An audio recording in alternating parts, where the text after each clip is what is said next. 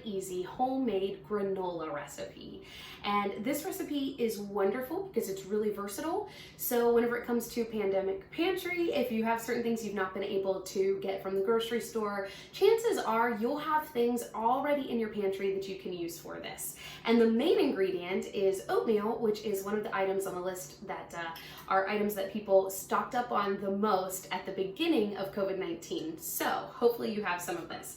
Let's get right to it. Again, it's very easy. Your base is going to be your oatmeal. You're going to use 3 cups. I am using quick cooking oats. That is important. Otherwise, if you have a certain brand that you like, use whatever you want.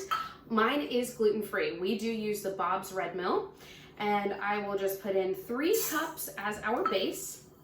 And then after your oatmeal, you're going to use about another cup of whatever you want. This is the beauty of it. So specifically talking about nuts, seeds, I'll tell you what I've put together is some diced pecans, just because I think they're so good. I've got in here some chia seeds, some hemp hearts, and some flax seed. And I'm just gonna pour all of that right in there, and you can mix all of that up.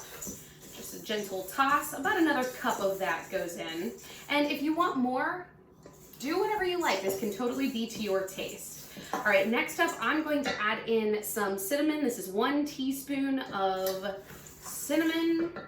And the beauty of this also, whenever it comes to the versatility, is that for various seasons, you can make it taste totally different, or if you're having different cravings. So in the summertime, I might make it a little bit fresher with some dried grapes in here, or add some dried apples, things like that.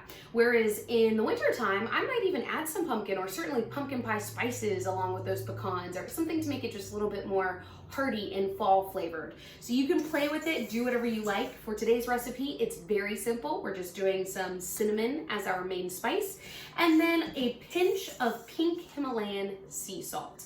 Now, if you'd like, you can definitely add some no sugar added coconut flakes to the top of this, but I would wait until you have it on your pan ready to go in the oven, or even actually probably after it's been in the oven for 10 minutes, add the coconut on top. That way it doesn't burn. But we have our dry ingredients now. And so from here, what I'm going to do is mix up our wet ingredients. For the wet ingredients, I have 1/4 cup of melted coconut oil, and I'm just going to pour that right into here. I also have 3 tablespoons of honey. You can also use, ours is a very dark honey. I also went ahead and put in here a teaspoon of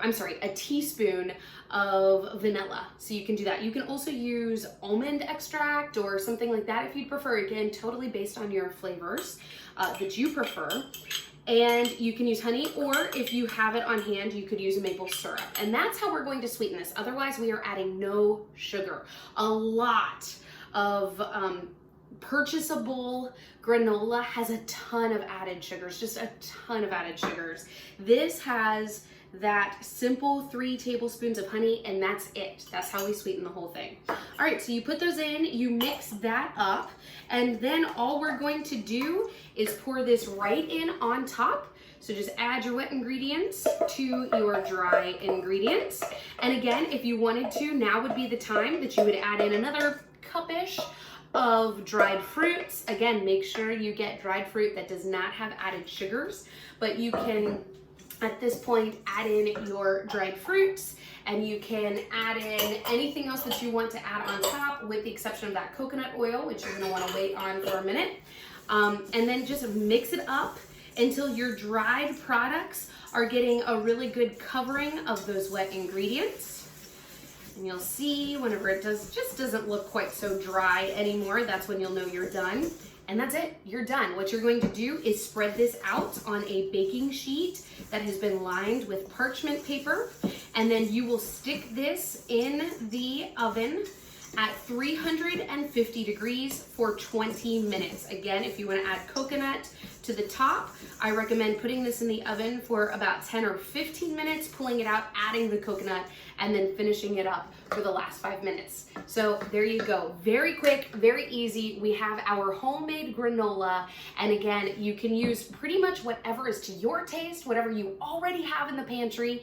And it's done very fast, and it doesn't have any of those added sugars with the exception of some natural, no sugar added honey.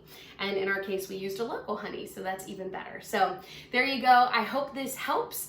I will go ahead and provide the recipe at the end of this video. Also some ideas if you wanted to add in perhaps some chocolate chips, you could do that. Or if you wanted to add in a cocoa powder, you could do that and make a chocolate granola. And I'll use that sometimes and make it a treat.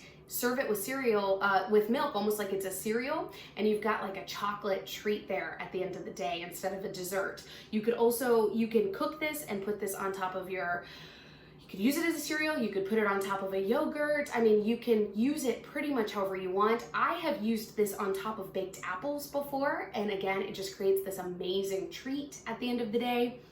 You can also, if you want to, add a little bit of protein to this and some fats by putting in a 1/4 cup of almond butter. That's another way that you can get a different flavor and also change up the nutrients a little bit. So this is the base. Whatever you want to do, play with it, and I hope it helps you out. Very quick, very easy homemade granola.